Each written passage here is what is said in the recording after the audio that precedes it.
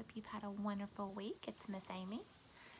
This week in our Bible story, we're going to be going back into the Old Testament, and we're going to talk some more about Jacob and his family. And this week's story is a really wonderful story, and it talks about forgiveness. And we know that when we say the Lord's Prayer, there is a part of the Lord's Prayer that says, "Forgive us our trespasses," or the things that we've done wrong, as we forgive those who trespass against us. Sometimes forgiveness is not such an easy thing to do, and God knows that. He knows how hard it is for us to forgive others who may have hurt us or said something mean to us, and we just have to draw near to Him. So we're going to talk about forgiveness after we read this story today. But today's story is about one of Jacob's sons named Joseph. And we're going to see what happens to him. So we'll be in our Jesus Storybook Bible again. And this is the story of Joseph, and it is in the Old Testament book of Genesis. And in our Jesus Storybook Bible, it is titled The Forgiving Prince. So let's listen. Jacob had 12 sons, but of all his sons, Joseph was his favorite. One day, Jacob gave Joseph a splendid new robe. It was beautiful and rich with all the colors of the rainbow. But it made Joseph's brothers jealous. They wanted rich rainbow robes too. Then, to make matters worse, Joseph kept on having these special dreams. "I dreamed I was the greatest.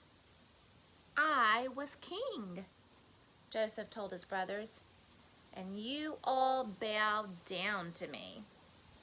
Now, I'm sure you know, even if Joseph didn't, that telling your brothers thing like that isn't a very good idea. Joseph's brothers hated him even more.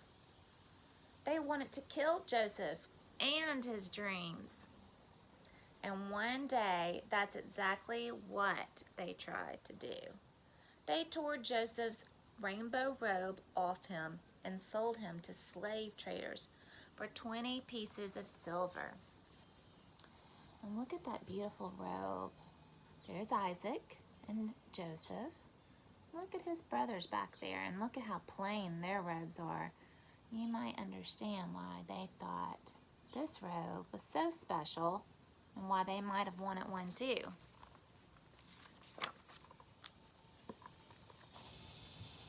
Going on a journey, there's that robe. Let's find out what happens. The traders took Joseph to Egypt and made him into a slave. The brothers went home and lied to their father, telling him that Joseph was dead. That's the end of that dreamer, they thought, but they were wrong.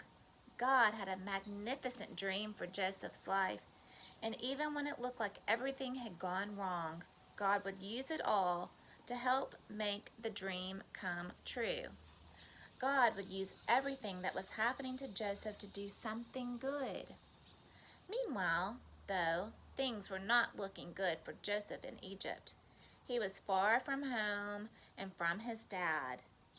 Then he got blamed for something he didn't do, and even though he had done nothing wrong, he was punished and thrown in jail. But God was with Joseph. And here is Joseph in the dark jail. Let's see what God did for Joseph.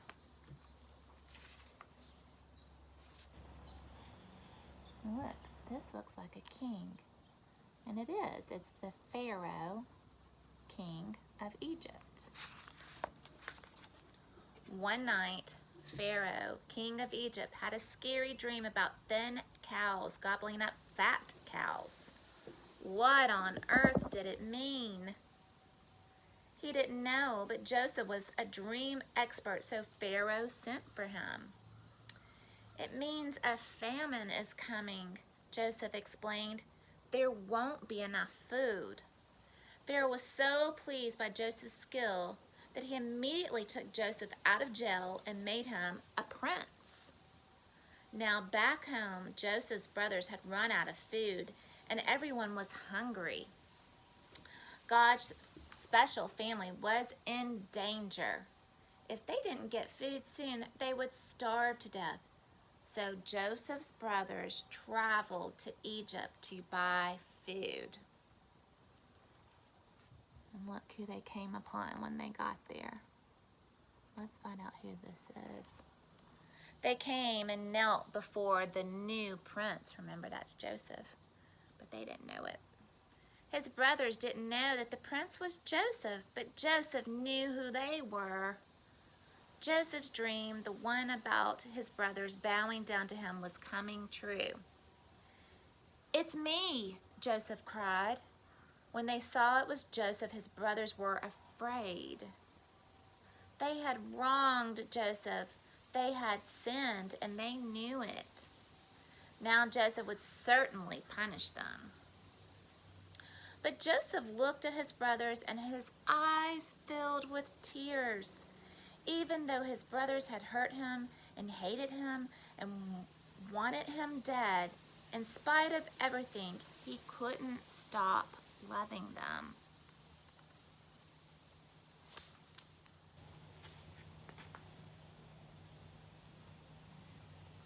Let's see. There's the Egyptian palace, and there's Joseph and his brothers. His heart, which had been broken, filled up with love, and Joseph forgave them. Joseph threw his arms around them. "Don't be afraid," he said. "Behind what you were doing, underneath everything that was happening, God was doing something good. God was making everything right again." Joseph didn't punish them. He rescued them. He brought God's special family to live safely with him in Egypt. One day, God would send another prince, a prince whose heart would break. Like Joseph, he would leave his home and his father. His brothers would hate him and want him dead. He would be sold for pieces of silver. He would be punished even though he had done nothing wrong.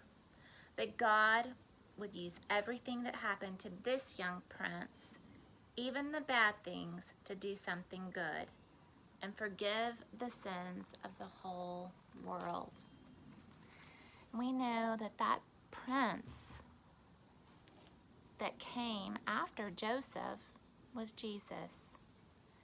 And the story of Joseph shows us just how awesome God's love is. It's even more awesome than Joseph forgiving his brothers.